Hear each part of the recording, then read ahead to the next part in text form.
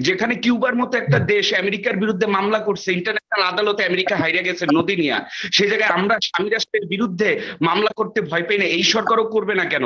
এই ফারাক্কাবাদ কবে ভাঙা হবে? এই তিস্তা ব্যারেজ কবে ভাঙা হবে? আমি এখন দাবি জানাই অনতি বিলম্বে ফারাক্কার কাউন্টার একটা ফারাক্কা করা হোক, চীনকে দায়িত্ব দেওয়া হোক, তিস্তার কাউন্টার তিস্তা করা হোক, এবং টিপাইয়ের কাউন্টার টিপাই করা হোক। কিন্তু 1993 সালে বিএনপির আমলে একবার খুলছিল, হ্যাঁ, তারপরে এর মধ্যে আর ওরা মনে হয় খুলে নাই। তো এটা বোঝা যাচ্ছে ওরা ইন্টেনশনালি করছে, কারণ এটা সিকিমে যে ভূমিধসটা হলো সেটা ওরা ডাইভার্ট করে এই দিক থেকে যে পানিটা ঢুকালো, এটা ইন্টেনশনালি মনে হচ্ছে আমার কাছে। কারণ স্বাধীন বাংলাদেশে, বর্তমান যে স্বাধীন হয়েছে বাংলাদেশ দ্বিতীয়বার, এই প্রথম তাদের অ্যাটাক। আমার একটা আমি মল্লিক ভাইয়ের সাথে পুরোপুরি সহমত যে এট দ্য মোমেন্ট আমাদের সাথে ইন্ডিয়ার একটা ভলাটাইল রিলেশনশিপ। সো কূটনীতিক ভাবে আমাদের প্রবাবলি এখন একটা ডিসকাশন করা উচিত, কারণ এন্ড অফ দ্য ডে আমরা ইন্ডিয়াকে আমরা মানে এলিমিনেট করতে পারবো না, ওরা আমাদের প্রতিবেশী। সো সোয়ালো ইয়োর গিল্ট, আপনাকে প্রবাবলি বেস্ট টু আপনার রিলেশনশিপটা ভালো করা উচিত। কারণ ইন্ডিয়া, এই যে আপনার ডক্টর ইউনিস একটা কথা বলেছিলেন পাওয়ারে আসার আগে, যে সেভেন সিস্টার্স, ওরা ওই রকম যে একটা ইঙ্গিত মানে রিসেন্টলি আর কি আপনার মাথাচাড়া হয়ে উঠছে যে সেভেন সিস্টার্স নিয়ে, ওরা probably a bit insecure about something. So আমার মানে ব্যক্তিগত অপিনিয়ন যে হ্যাঁ, রাদার দেন আমরা মানে ফুল অন অ্যাটাকে না গিয়ে, like Geneva convention or international mediator, probably আমরা প্রথমে আমাদের ধারা দেখি কি হয়, আর তারা যদি রিফিউজ করে তাহলে আমরা অন্য স্টেপে যেতে পারি। কারণ জি আপনি স্ট্রেট অ্যাওয়ে এত হার্ডকোর সিচুয়েশনে যাওয়া উচিত না না। না, এত হার্ডকোর না, আমরা প্রসেস অনুযায়ী যেতে হচ্ছে। জি, জি হার্ডকোর হতে যেতে হবে। তারা পানি দিয়ে দিচ্ছে, আপনি পানির ভিতর থেকে এখনো পর্যন্ত আপনি একটা জিনিস আমি অ্যাড কথা করতে বলতে চাই। হবে না। আপনি একটা ডুবে জিনিস যাচ্ছে, আমি অ্যাড আমার করবো। এলাকা, আমার অঞ্চলের, আমার দেশের একটা বড় অঞ্চল ডুবে গেছে, মানুষ জি মারা যাচ্ছে, ঘর বাড়ি জি, ডুবে গেছে। এই ক্ষতির দায় কে নেবে? ক্ষতি যায় তা এই যে আমাদের যে একটা সম্পর্ক ইন্ডিয়ার সাথে, ওই যে আমাদের প্রবাহ, পানির প্রবাহ, জি ওগুলা যে পলির জন্য অনেক কিছু নষ্ট হয়ে যাচ্ছে আমাদের দেশেও। যে জি পানির প্রবাহ, জি, ওগুলাতে এখন আপনার এখন আমাদের এখন এর এস্টিমেট ভিতরে এর পেছনে কোনো ষড়যন্ত্র আছে কিনা সেটাকে দেখা উচিত। আর ষড়যন্ত্র বাকিগুলো আমার কাছে আসলে লাগতেছে কি আপনার। এই বিষয়গুলি শুধুমাত্র প্রাকৃতিক কিনা সেটাও দেখা উচিত। না, আমরা এটা যেহেতু ভোলাটাইল সিচুয়েশন আপনার ভারতীয় একটা মিডিয়াতে বলেছে যে তারা জল ছেড়েছে, সে কারণেই আমাদের উদ্বেগের জায়গাটা তৈরি জি, হয়েছে। এগুলা কেন করতেছে আপনার, ধন্যবাদ। এগুলা করতেছে। Thank you. ধন্যবাদ জনাব হাবিব হোসেন। হাবিব হোসেন বলুন, কোথা থেকে বলছেন? আসসালামু আলাইকুম সাগর ভাই, কি অবস্থা, ভালো আছেন? আশা জি, করি ভালো খুবই আছেন ভালো আছি। ইনশাআল্লাহ। তো আমার একটা প্রশ্ন হলো ইন্ডিয়া নিয়ে। এই ইন্ডিয়া আজ থেকে আমাদেরকে জ্বালাচ্ছে না, বহুত বছর ধরে আমরা আমাদেরকে জ্বালাচ্ছে, এটা আমরা মানে জ্ঞান হওয়ার পরে থেকে দেখতেছি। তা আমি মনে করি আন্তর্জাতিক ভাবে যত যাই করুক, জিয়া রহমান মারেক মল্লিক ভাই বললেন যে জিয়া রহমান জন ছিল তখন এই চুক্তির বিনিময় ঠিক হয়ে আসছিল, পরবর্তীতে সরকার চেঞ্জ হওয়ার পরে ওই জিনিসটা আবার চুক্তি বাতিল হয়ে যায়। তো আর কতদিন, হয়তো আজকে মোদি আছে কালকে থাকবে না, তখন এই জিনিসটা কি হবে? তা আমি মনে করি যে বাংলাদেশিরা পরবর্তী একটা পদক্ষেপ নেওয়ার প্রয়োজন, যে যে কোনো একটা বাঁধ হোক বা যে কোনো একটা সিস্টেম হোক আমাদের করার প্রয়োজন।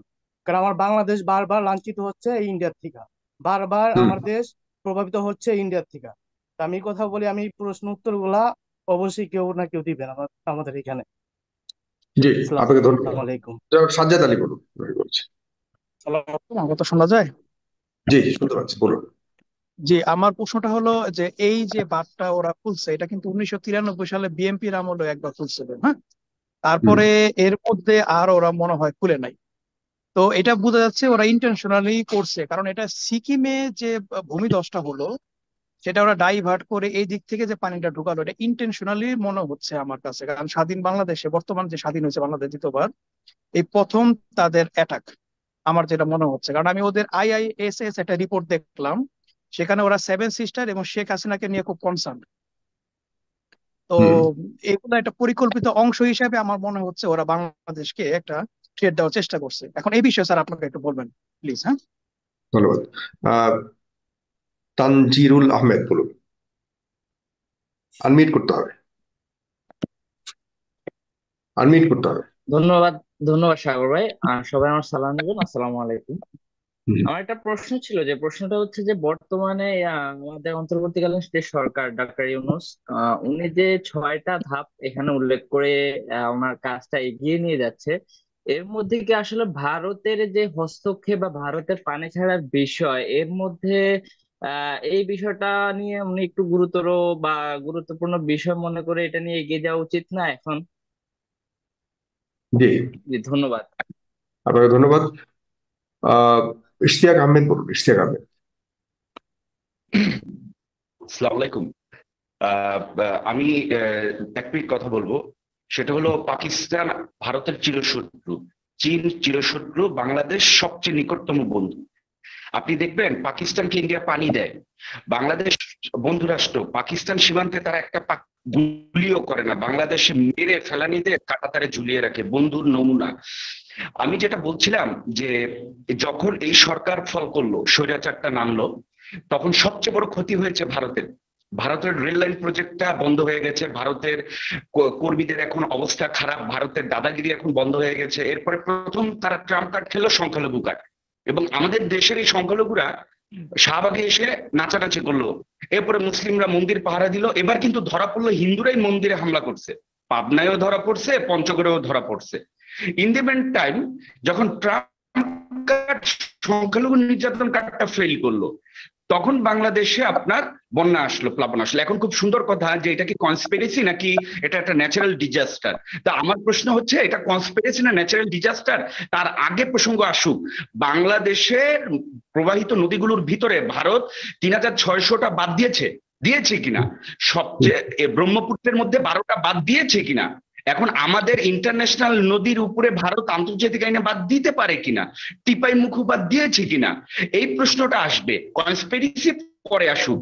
তার আগের গুরুত্বপূর্ণ প্রশ্ন হচ্ছে যে 1961 সালে ফারাক্কা নির্মাণ শুরু হয়ে 1975-এ শেষ হলে 21শে এপ্রিল ফারাক্কা শুরু হয়, কিন্তু মুজিব সরকার কোনো কন্ডেমনেশন জানায় নাই, মাওলানা ভাসানী জানাইছে।